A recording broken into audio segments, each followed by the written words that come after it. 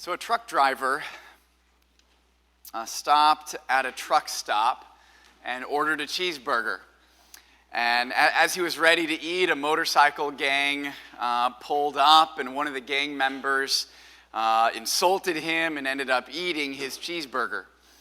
And the truck driver didn't really say anything, simply got up and walked out of the truck stop. And a gang member said to the waitress, "He's not much of a man, is he?" And she said, "Apparently not. And he's not much of a driver either. He just backed his 18-wheeler over 6 motorcycles."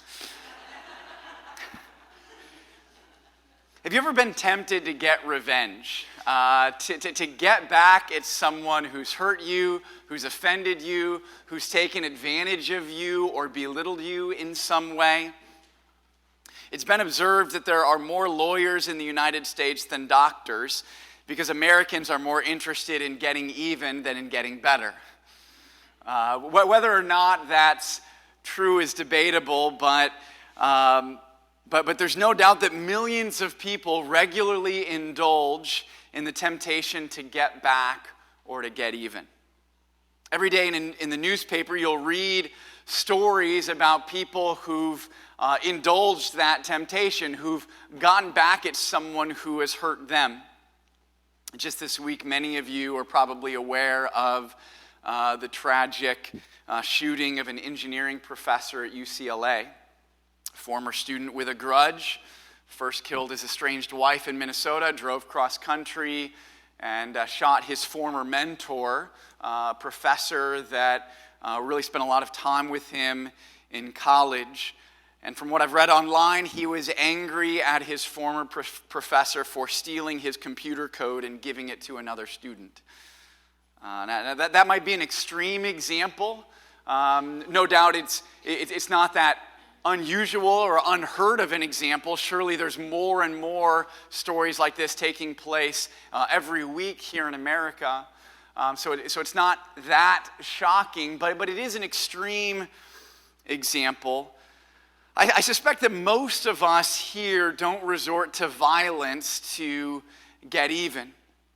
You've probably mastered much more subtle means of getting back at someone. Maybe withdrawing, cutting someone off, or kind of pushing someone away. Maybe you've gotten the hang of some passive-aggressive tactics that seek to punish someone with, guilt trips or snide remarks or kind of subtle attempts to just frustrate them or make their plans not work out. I think many people have mastered the art of getting revenge using the cold shoulder instead of the fist. Dr. Emerson Eggerichs, in his book Love and Respect, it's a marriage book that I recommend. It's a good book on communication and working through conflict in marriage. But in this book, Love and Respect, he talks about how both husbands and wives, they both need love and respect. But if you were to ask them which that more often than not they find themselves craving, men more often than not are craving respect, and women more often than not are craving love. A wife longs to be adored, and a husband longs to be admired. Unfortunately, however, when a husband feels disrespected, he often responds by withholding love. And similarly, when a wife feels unloved, often she responds by withholding respect.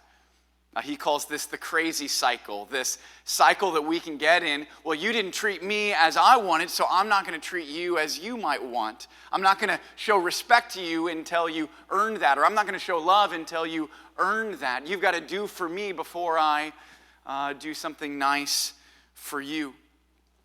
Perhaps you've heard the phrase, hurt people hurt people. When you are hurt, you often extend that horizontally to those around you. Hurt people end up oftentimes hurting people. You take it out on someone. You want someone to blame, someone to hurt. Misery loves company, it's said, because you want to bring someone else down to experience the hurt that you're going through. This is as true in marriage as it is in the rest of life. husbands and wives in situations like this may not be consciously trying to exact revenge on each other. You probably don't even think of it in those terms in the moment. But we can use subtle forms of punishment to get even or to teach the other person a lesson. We withhold affection or attention or help or respect as a way of getting back at the other. The saying goes that revenge is sweet, but if you've experienced revenge, you know that it quickly turns sour. And not only for the person on the receiving end of the revenge, but also for the person getting revenge or carrying out the revenge. Like all sin, it promises pleasure, makes you think, boy, it'd be so good to get back at my boss. It'd be so good to just see that person hurt. Anyone ever been cut off by someone in traffic, only 5 minutes later to see them pulled over, and this like deep joy wells up from within, like, oh, sweet justice,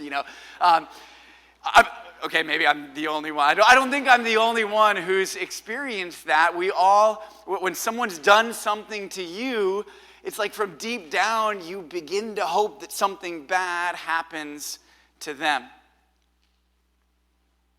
But we're always worse off for having indulged in revenge.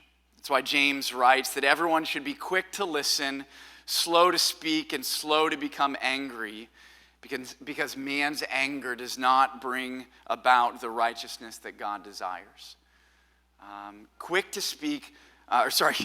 listen, slow to speak, slow to become angry, because our anger vented out towards those around us, that does not produce the righteousness that God desires to see displayed in and through us. Jesus calls us to pursue a different path, the path of forgiveness, not revenge. And forgiveness is easy to talk about in church. In fact, you expect forgiveness to be brought up with a certain level of frequency in church. It's easy to mention. It's easy to go, oh yeah, that's a good thing. Yes, we should be forgiving. But practicing forgiveness in the real world is another matter.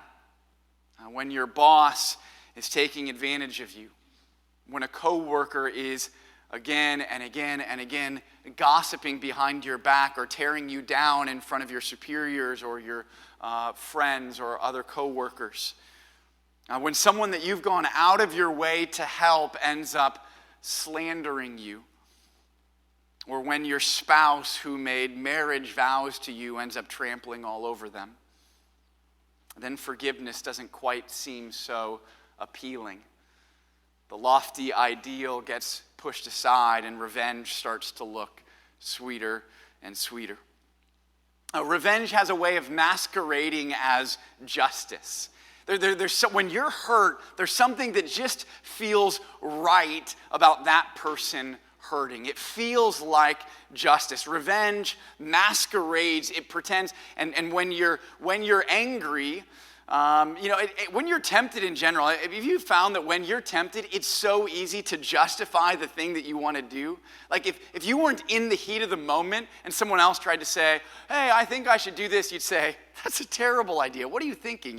But when you're in the moment, like all logic seems to reinforce this thing that you want to do. And revenge starts seeming pretty logical in the heat of anger. It just seems right that they suffer or get embarrassed or get frustrated in some way. Like it puts the universe back, in balance if something happens to them. It feels like that's needed.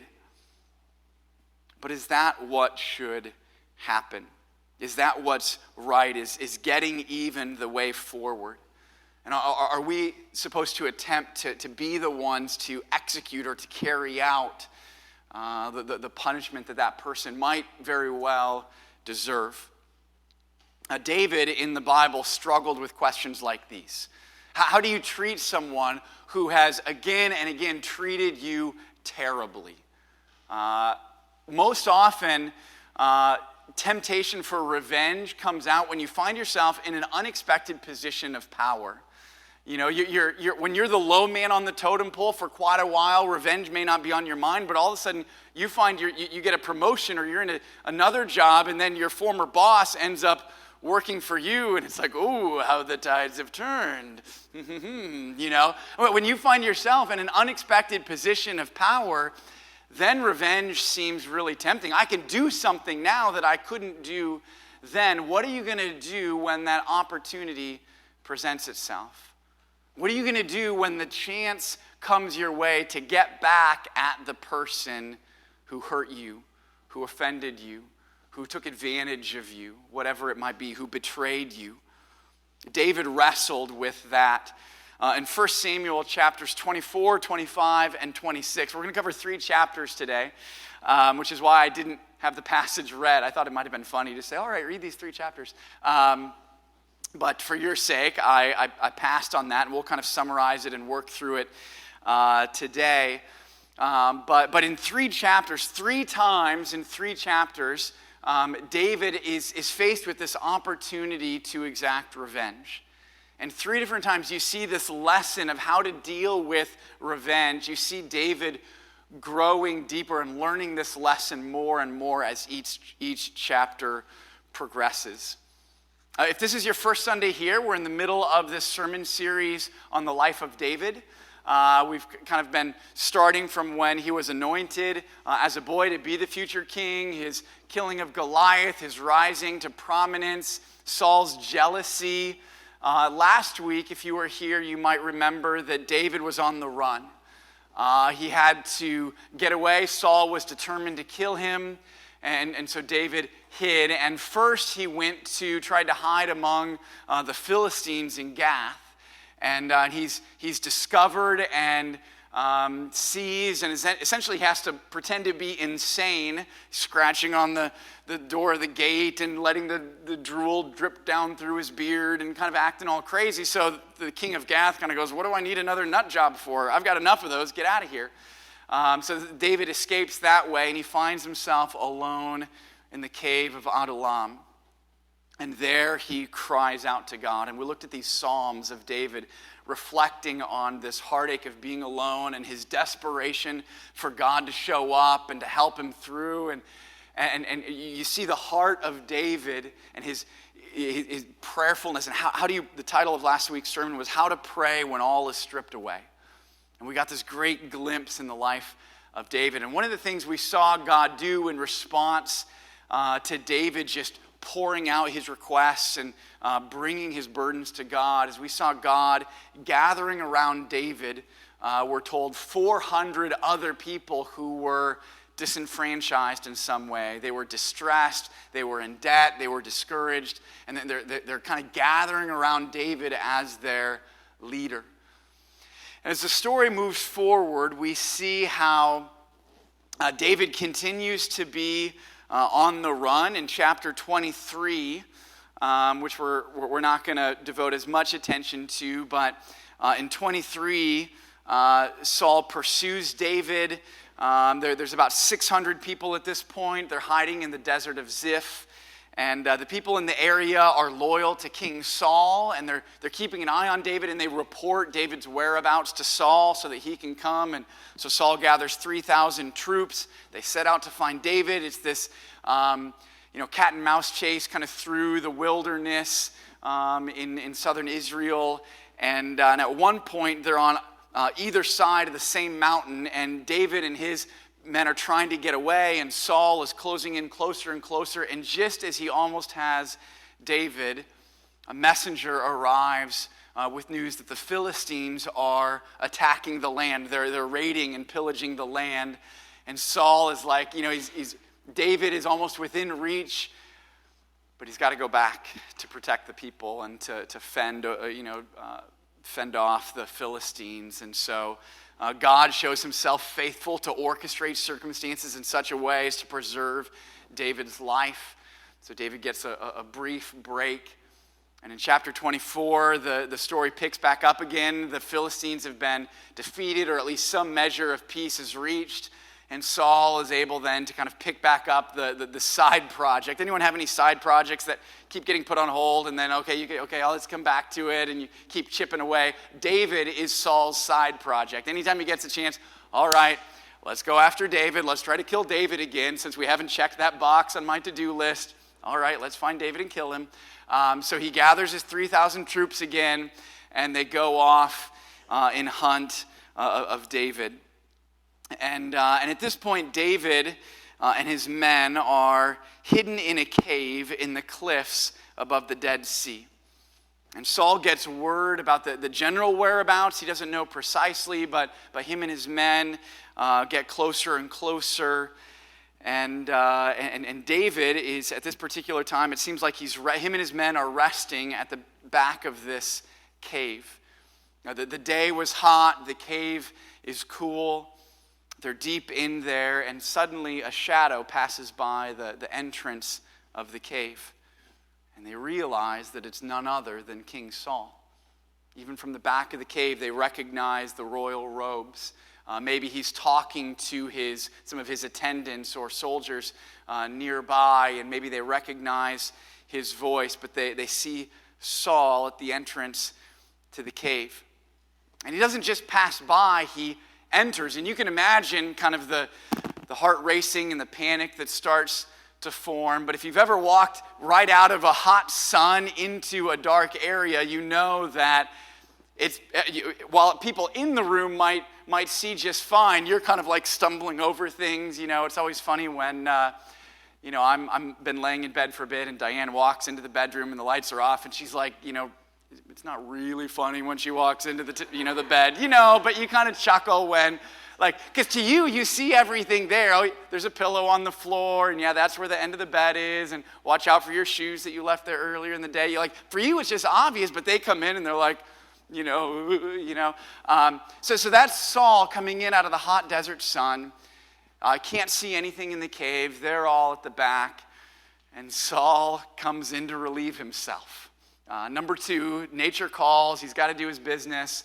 And he comes in, and all the guys are at the back of the cave thinking, God just gave us Saul. God just laid Saul kind of on a silver platter for us. Now's our chance. Let's get him. Which brings something to mind. It's a bit of a side point, but I know a lot of people who often make decisions about what God's will for your life is based entirely on circumstances. This opportunity came, boy, it must be God. This thing worked out, it must be God. It's important that we have a biblical framework of God's will, God's character, God's priorities, so you don't just say, well, this job presented itself. I guess he wants me to be a pole dancer or whatever, no. Sorry, it was just the first thing that I should write my sermons better so I'm not going off the cuff. It's not just about whatever opportunities present themselves. What does God care about? And so David has the wisdom here to recognize, even though Saul just walked in, killing Saul is not God's will in this situation. And so they're kind of nudging, looking at David, saying, go get him. And David silently, quietly sneaks up, pulls out a dagger. But instead of killing Saul, he cuts off the corner, the hem of his cloak. And he slips back into the darkness. A pretty impressive feat. I don't know if Saul was making a bunch of noise doing his business and didn't hear things. But it's a pretty impressive feat. He doesn't kill Saul, but he cuts off the corner of his garment.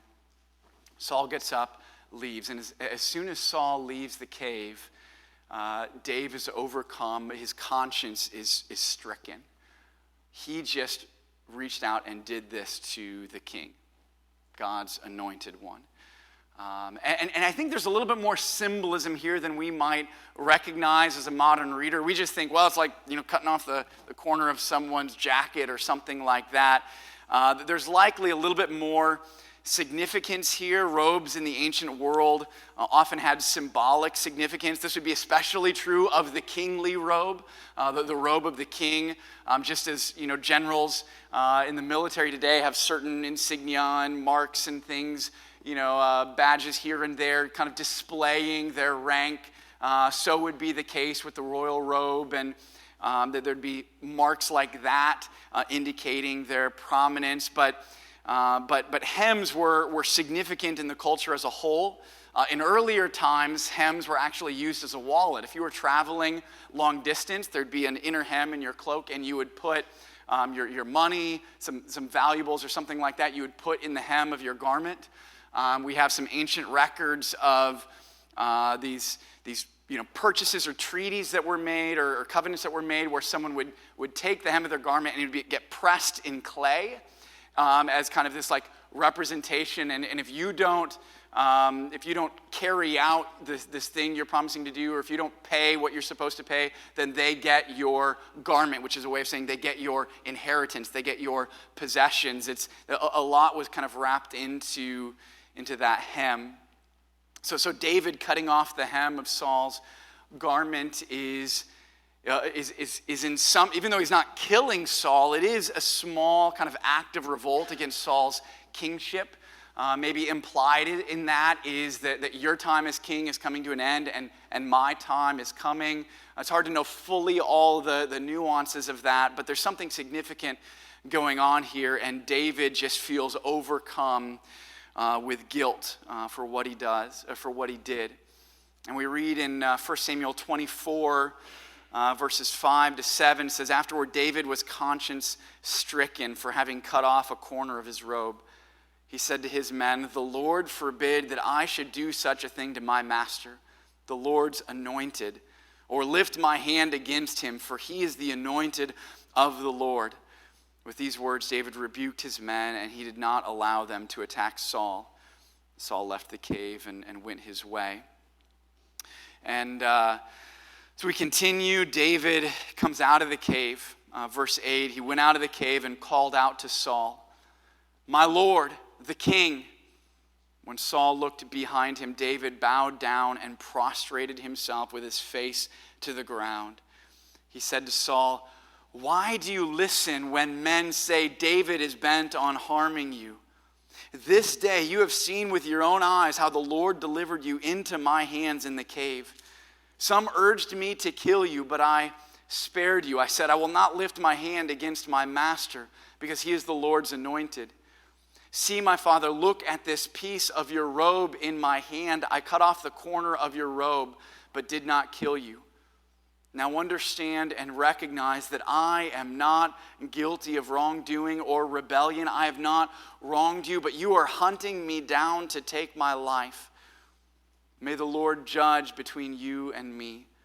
May the Lord avenge the wrongs you have done to me, but my hand will not touch you. As the old saying goes, from evildoers come evil deeds, so my hand will not touch you." He's saying, the saying that he quotes, from evildoers come evil deeds, saying, you can see my heart based on what I've done. You paint me as an evildoer, you paint me as a usurper, someone trying to kick you out, but I'm not after you. You're the one after me. Look at my character, see what I've done. Verses 14 and 15, he says, "Against whom has the king of Israel come out? Whom are you pursuing? A dead dog? A flea? May the Lord be our judge and decide between us. May he consider my cause and uphold it. May he vindicate me by delivering me from your hand." He's saying you're devoting all the kingdom's resources, all this time, 3,000 troops to come after me, and I'm not trying to come after you. I'm not trying to kill you. Why this waste of all these resources for someone insignificant like me? What's going on here? And we read in verses 16 and following, when David finished saying this, Saul asked, so he must have been at some kind of distance. He says, "Is that your voice, David, my son?" And he wept aloud. "You are more righteous than I." He said, "You have treated me well, but I have treated you badly. You have just now told me of the good you did to me. The Lord delivered me into your hands, but you did not kill me. When a man finds his enemy, does he let him get away unharmed? May the Lord reward you well for the way you treated me today. I know that you will surely be king and that the kingdom of Israel will be established in your hands. Now swear to me by the Lord that you will not cut off my descendants or wipe out my name from my father's family." So David gave his oath to Saul. Then Saul returned home, but David and his men went up to the stronghold. David, at least for the time being, won over Saul with this incredible act of grace and mercy. Humanly speaking, he had the opportunity, he had the means, he had the motive. Everything was there, and he said, no, I can't do it. I'm not going to stoop to that level. And the impact that this had on Saul was significant. He wept. He saw clearly David's more righteous character. He sees that God will be faithful to reward David. When he says in verse 21, now swear to me by the Lord that you will not cut off my descendants or wipe out my name. That was a common practice when there'd be a change in kings. If there was a revolt and the king is killed, oftentimes what the new king would do is wipe out all of their descendants. You don't want any threat to your throne.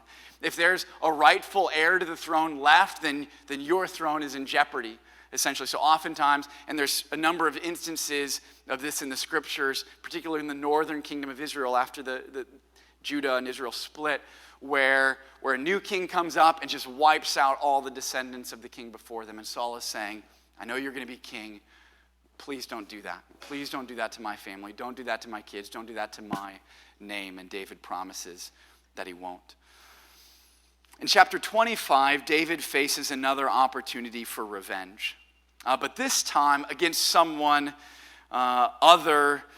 someone of a different nature, not the king. It's one thing to say, I'm not going to touch the king. Chapter 25 is about what do you do to some average jerk who's just mean.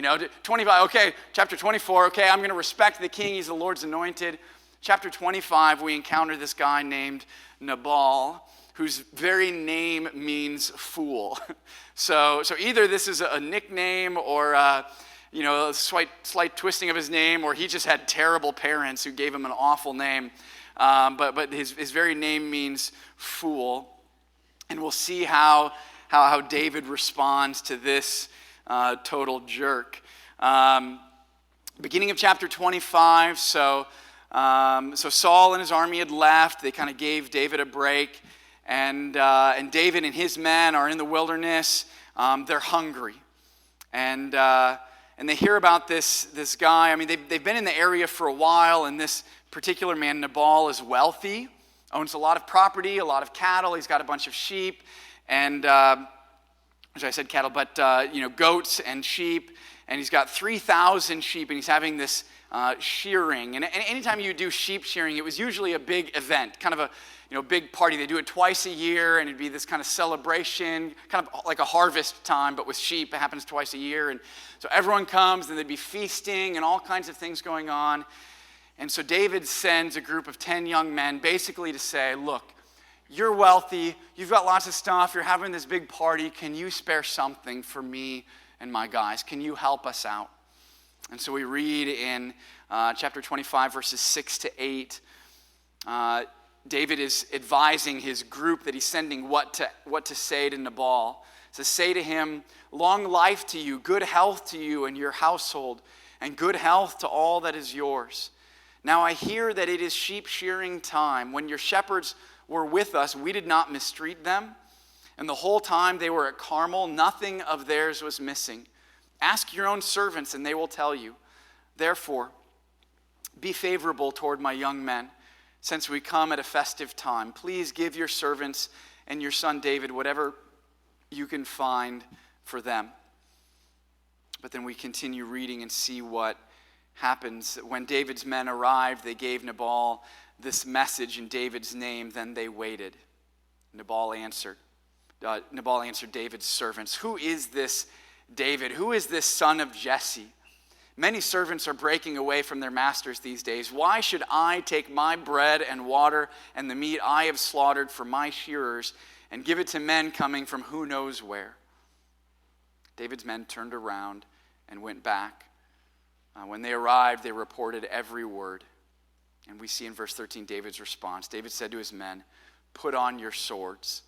So they put on their swords, and David put on his. About 400 men went up with David, while 200 stayed with the supplies. So this time around, David's getting a bit of a hothead. He's getting feisty.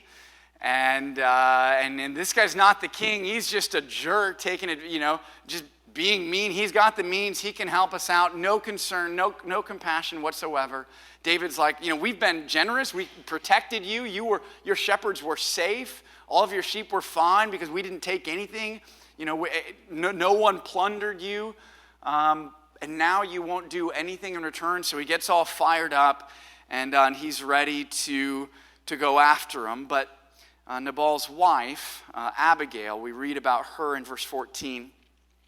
It says, one of the servants told Nabal's wife, Abigail, David sent messengers from the desert to give our master his greetings, but he hurled insults at them.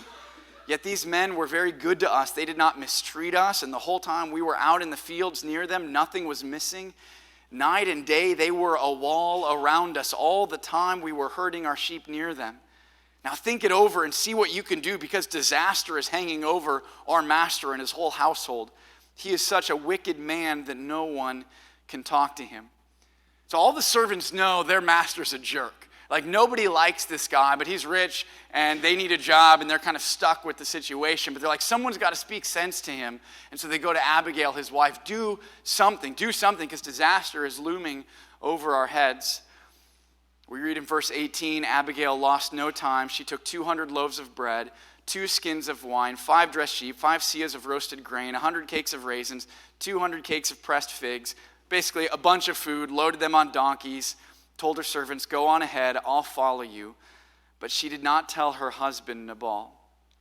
As she came riding her donkey into a mountain ravine, there were David and his men descending toward her. And she met them. David had just said, it's been useless. All my watching over this fellow's property in the desert so that nothing of his was missing, he has paid me back evil for good. May God deal with David, be it ever so severely, if by morning I leave alive one male of all who belong to him. And then Abigail shows up. Verse 23, when Abigail saw David, she quickly got off her donkey and bowed down before David with her face to the ground. She fell at his feet and said, my Lord, let the blame be on me alone. Please let your servant speak to you. Hear what your servant has to say. May my Lord pay no attention to that wicked man Nabal. He is just like his name. His name is fool, and folly goes with him. But as for me, your servant, I did not see the men my master sent.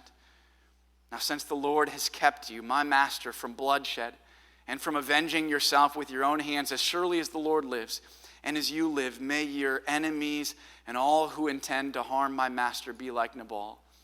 And let this gift, which your servant has brought to my master, be given to the men who follow you. Please forgive your servant's offense. For the Lord will certainly make a lasting dynasty for my master, because he fights the Lord's battles. Let no wrongdoing be found in you as long as you live. Even though someone is pursuing you to take your life, the life of my master will be bound securely in the bundle of the living by the Lord your God, but the lives of your enemies he will hurl away as from the pocket of a sling. When the Lord has done for my master every good thing he promised concerning him and has appointed him leader over Israel, my master will not have on his conscience the staggering burden of needless bloodshed or of having avenged himself. And when the Lord has brought my master success, remember your servant. I think that's the longest speech by a woman in the Old Testament. Abigail cries out. She's pleading. She's like, my husband made a mess of things. Please, there doesn't need to be needless bloodshed. There doesn't need to be fighting and killing. Accept my gift. Please grant forgiveness. In verse 32, we see David moved. He says, David said to Abigail, praise be to the Lord, the God of Israel, who has sent you today to meet me. May you be blessed for your good judgment and for keeping me from bloodshed this day and from avenging myself with my own hands. Otherwise, as surely as the Lord lives, the God of Israel lives, who has kept me from harming you, if you had not come quickly to meet me, not one male belonging to Nabal would have been left alive by daybreak. Then David accepted from her hand what she had brought him and said, go home in peace. I have heard your words and granted your request. So David is spared, and he recognizes God's hand in this. He recognizes that God is intervening. God is guiding events so as to bring Abigail to speak truth to him when he needs it. He's about to exact revenge, and it takes kind of this intervention from the Lord through Abigail to speak truth into him in that moment. But he sees it for what it is. He's persuaded. He's overcome. He gives forgiveness, and he lets it go. And look at what happens when Abigail returns. Verse 36, when Abigail went to Nabal, he was in the house holding a banquet like that of a king. He was in high spirits and very drunk. So she told him nothing until daybreak. Then in the morning, when Nabal was sober, his wife told him all these things, and his heart failed him, and he became like a stone. About 10 days later, the Lord struck Nabal, and he died. It makes you wonder if it was a heart attack or a stroke or something that he hears this news, and you can tell something happens. He just freezes. It's like his body shuts down, and 10 days later, God deals with it. And David learned something from this. Look at verse 39. When David heard that Nabal was dead, he said, "Praise be to the Lord, who has upheld my cause against Nabal for treating me with contempt. He has kept his servant from doing wrong and has brought Nabal's wrongdoing on his own head." David learns a valuable lesson here, that he doesn't need to be the one to exact revenge. He doesn't need to be the one executing God's justice. He can trust God to fight his own battles. He can trust God to do what God needs to do. If there's injustice, David learns that God can deal with that. He doesn't need to take matters into his own hands. And we see in chapter 26 one final opportunity where David builds on this lesson. So first, chapter 24, okay, don't kill the Lord's anointed. 25, okay, don't exact revenge even on some average run-of-the-mill jerk. Chapter 26, he steps it up a little bit more. In 24 and 25, he's relatively passive in the situation. And by that I mean an opportunity presents itself, and he says, do I take revenge or do I not take revenge? In chapter 24, he decides, no, I don't want to do that. In chapter 25, he almost does. Abigail speaks truth, and he goes, okay, you're right, I shouldn't. Both times, an opportunity comes to him, and he decides to pass. In chapter 26, he goes beyond that. Instead of waiting for some opportunity to come his way, he takes initiative. He becomes active, and he's pursuing some type of reconciliation. He's wanting to do something to show his character, to show his heart, to try to diffuse the situation. And so we see in chapter 26 what's going on. As you can imagine, we're not all that shocked when Saul decides to hunt down David again. You know, it's kind of his thing. Okay, it's been a little while. I guess we should try to kill David again. The number of times he changed his mind on this is too many to count. But Saul's pursuing David again. He finds out where he's at, gathers his men, is going after him again in the desert. And we'll pick the story up at chapter 26, verse 5. It says, then David set out and went to the place where Saul had camped. So David finds out where Saul is camping. He saw where Saul and Abner, son of Ner, the commander of the army, had lain down. Saul was lying inside the camp with the army encamped around him. David then asked Ahimelech the Hittite and Abishai, son of Zeruiah, Joab's brother, who will go down into the camp with me to Saul? I'll go with you, said Abishai. I just interject. That takes some guts, right? You know, you're at a distance and you're saying, here's the 3,000 number Israelite army. They're camped. We saw where Saul and Abner, his commander, are sleeping. Who wants to go into their camp with me? If I would imagine, if I'm there, crickets chirp, Bueller, is anyone, and Abishai says, all right, let's do this thing. Let's go. We got this, Later on in this sermon series, we'll look at some of David's right-hand men. Like, these are some, manly men that there's some courage there. So anyways, Abishai's like, all right, let's do this.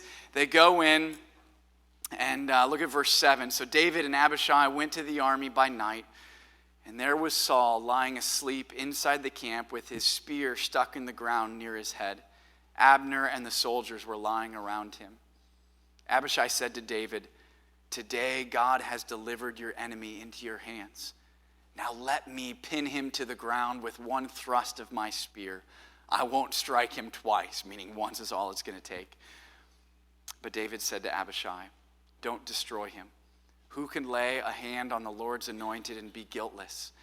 As surely as the Lord lives," he said, "the Lord himself will strike him. Either his time will come and he will die, or he will go into battle and perish. But the Lord forbid that I should lay a hand on the Lord's anointed. Now get the spear and water jug that are near his head, and let's go." So David took the spear and water jug near Saul's head, and they left. No one saw or knew about it, nor did anyone wake up. They were all sleeping because the Lord had put them into a deep sleep. So God's got David's back here. He's not going alone. Once again, God is just supernaturally protecting David. But do you see how David learned the lesson of chapter 25? Do you see how David learned the lesson of Nabal's life? That David doesn't have to take matters into his own hands. He just had this reminder that God is faithful. God can be trusted in his time, in his way, to do what he needs to do to make things right. So David doesn't have to take matters into his own hands. David learned the lesson that Paul drove home in Romans chapter 12. I'll go ahead and put it on the screen. I think we've got this. Romans 12, 17 to 21. "Do not repay anyone evil for evil. Be careful to do what is right in the eyes of everyone. If it is possible, as far as it depends on you, live at peace with everyone. Do not take revenge, my dear friends, but leave room for God's wrath. For it is written, 'It is mine to avenge. I will repay,' says the Lord. On the contrary, if your enemy is hungry, feed him. If he is thirsty, give him something to drink. In doing this, you will heap burning coals on his head. Do not be overcome by evil, but overcome evil with good." Paul is saying, don't return in kind. Don't get them back just because you can. No matter what opportunity presents itself on your lap, show grace, show love. If they're hungry, feed them. If they're thirsty, give them something to drink. And this is likened to heaping burning coals on their head. It's this ancient practice. It basically means you can shame them with your goodness. Shame them with your love. Expose their evil, expose their hypocrisy, expose their vindictiveness or anger or whatever it is. Expose that not by being like them, but by showing love, by highlighting the difference between you and them. And David learned that lesson. I've heard it said that every teaching in the New Testament has an illustration in the Old Testament. And we surely see that in the life of David as he learns God can be trusted to fight his battles, to carry out whatever vengeance needs to be done, whatever justice requires. God can take care of it. Because God's the only one who really sees it all, right? You know, when you're hurt, you don't know the fullness of someone's motives. Their motives might make their guilt less. It might make their guilt more. We don't know. We make assumptions based on what we see. God knows every thought, every intention, every action. He knows the mitigating circumstances. He knows everything that goes into every sin. He is the one in the position to deal with that, not us. And David learned that he can trust God to do that. And so we read the rest of the story. David crossed over to the other side of this ravine, stood on top of a hill some distance away. There was a wide space between them, and he called out to the army and to Abner, son of Ner, "Aren't you going to answer me, Abner?" Abner replied, "Who are you who calls to the king?" David said, "You're a man, aren't you? Who is like you in Israel? Why didn't you guard your lord the king? Someone came to destroy your lord the king. What you have done is not good. As surely as the Lord lives, you and your men deserve to die because you did not guard your master, the Lord's anointed. Look around you. Where are the king's spear and water jug that were near his head?" Saul recognized David's voice and said, "Is that your voice, David, my son?" David replied, "Yes, it is, my lord, the king." And he added, "Why is my lord pursuing his servant? What have I done and what wrong am I guilty of? Now let my lord, the king, listen to his servant's words. If the Lord has incited you against me, then may he accept an offering. If, however, men have done it, may they be cursed before the Lord. They have now driven me from my share in the Lord's inheritance and have said, go serve other gods. Now do not let my blood fall to the ground far from the presence of the Lord. The king of Israel has come out to look for a flea as one hunts a partridge in the mountains. And Saul, again, like in chapter 24, said, I have sinned. Come back, David, my son, because you considered my life precious today. I will not try to harm you again. Surely I have acted like a fool and have erred greatly. Here's the king's spear, David answered. Let one of your young men come over and get it. The Lord rewards every man for his righteousness and faithfulness. The Lord delivered you into my hands today, but I would not lay a hand on the Lord's anointed. As surely as I valued your life today, so may the Lord value my life and deliver me from all trouble. Then Saul said to David, may you be blessed, my son David. You will do great things and surely triumph. So David went on his way, and Saul returned home.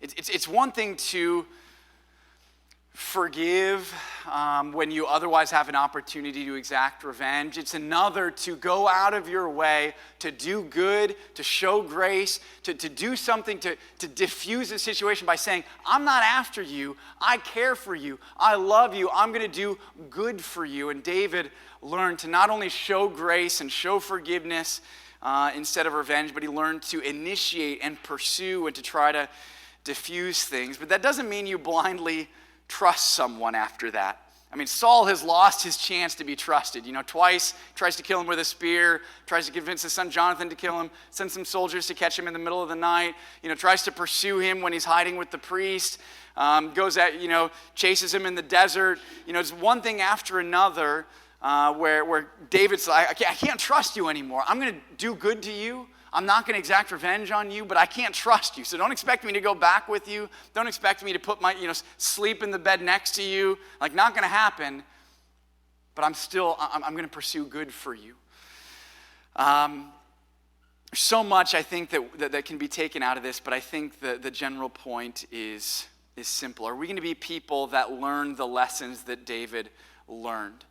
Are we going to be people that show grace, that show forgiveness, that pursue reconciliation?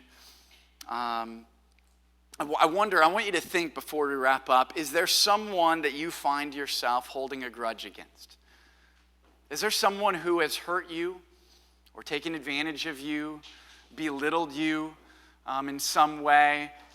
Is there someone that continues to get under your skin and drive you nuts or whatever it might be? Is there someone that you find yourself being bitter towards, holding a grudge against, wishing that either you could get back or just wishing that something bad happened to them? I pray that we would learn the lesson that David learned, that we would be agents of good, not evil, that we would show mercy and grace, not revenge. That we learn to trust God to do what he needs to do to make situations right, but far be it for us to take matters into our own hands. Are you taking advantage of your position to get back at someone who has wronged you? Or perhaps someone has it out for you. Someone is determined to make your life miserable. How can you show love or grace or mercy to them? Now, I think there's a place for boundaries, for not being continually taken advantage of. Like David, I'm going to do good to you, but I'm not going to continue to be in that sphere of craziness. Like, I'm keeping my distance. There's a place for boundaries, but are we going to be people that pursue good, that show love, no matter what opportunity for revenge comes our way? I pray that we would. Now let's pray together. Father God, when anger rises, when people come after us, intending to hurt us, God, would you so cultivate in us hearts that no matter what may come, we are agents of good, not evil. That we show love, not anger.